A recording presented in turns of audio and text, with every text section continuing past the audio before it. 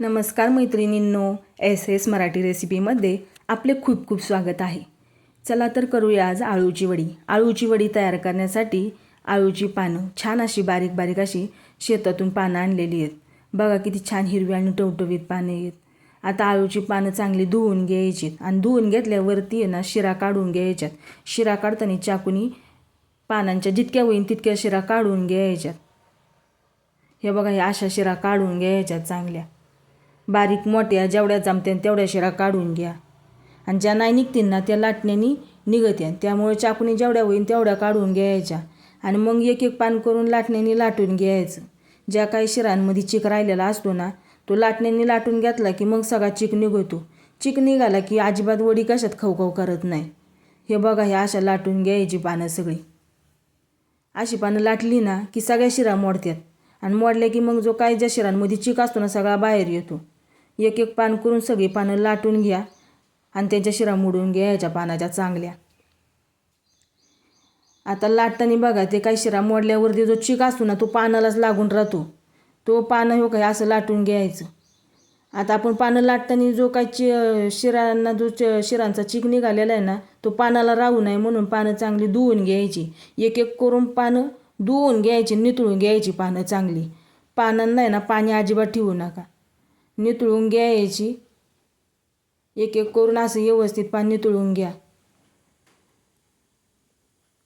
जेणेकरून वडी तयार करताना आहे ना ते पाणी अजिबात ते पिठाला लागलं नाही पाहिजे. त्यामुळे नितळून घेतल्यावरती पान कोरडं होतं आणि आपण जे काय पीठ बनवलेलं आहे ना ते पानाला लागतं चांगलं.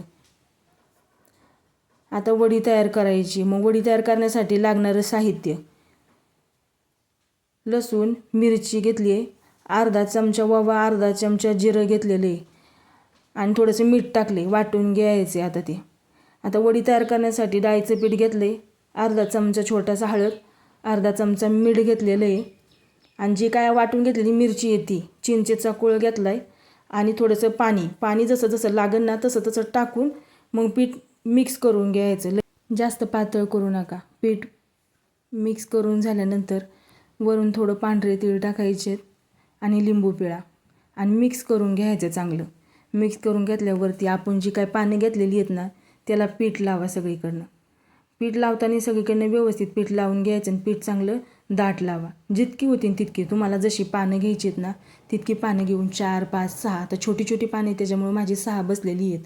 तर पाण्यात लावून पानं एक एक ठेवून पीठ लावून व्यवस्थित वडी वळवून घ्यायची. वडी वळवून झाल्यानंतर कढईने पण पीठ लावून घ्यायचं आणि त्याच्या काही किनारी आहेत ना त्या आतमध्ये घातल्यावरती परत पीठ लावून वड्या चांगल्या वळवून घ्यायच्या.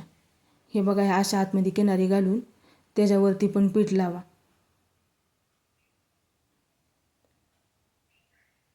अशा जितक्या होतील तितक्या वड्या वळवून घ्या. ह्या अशा आळूच्या वड्या तयार आहेत. आता मी आळूच्या वड्या तयार करत होते तेव्हाच पाणी गरम करायला ठेवलेले. पाण्याला उकळी आली. पाण्याला अशी उकळी येऊन द्या आणि मग त्याच्यावरती वड्या उकडायला ठेवा. वड्या उकडायला कमीत कमी 20 ते 25 मिनटं लागतील. झाकण ठेवून वड्या उकडून घ्यायच्यात. पहा किती छान अशा वड्या उकडल्या गेलेल्या आहेत. वड्या उकडल्यात का नाही पाहण्यासाठी ना चाकू त्याच्यामध्ये वडीमध्ये घालून बघा. जर चाकूला पीठ लागलं असेल तर वडी उकडली नाही आणि जर नाहीच लागलं नाही तर समजा वडी उकडलेली आहे. मी सगळ्या वड्या चेक करून पाहिल्यात. सगळ्या वड्या व्यवस्थित शिजलेल्या आहेत.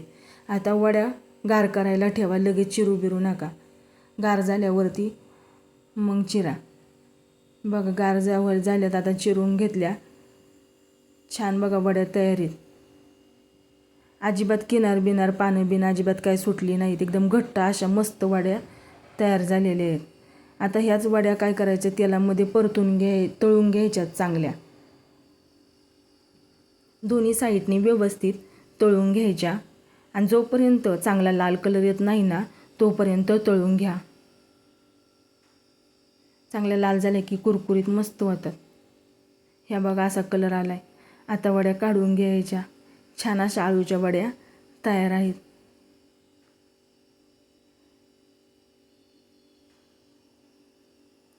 नक्की करून पहा. रेसिपी आवडली तर लाईक, शेअर, सबस्क्राईब करायला विसरू नका. कलर पण छान आला आहे आणि तयार पण खूप छान अशा अळूच्या वड्या झाल्यात.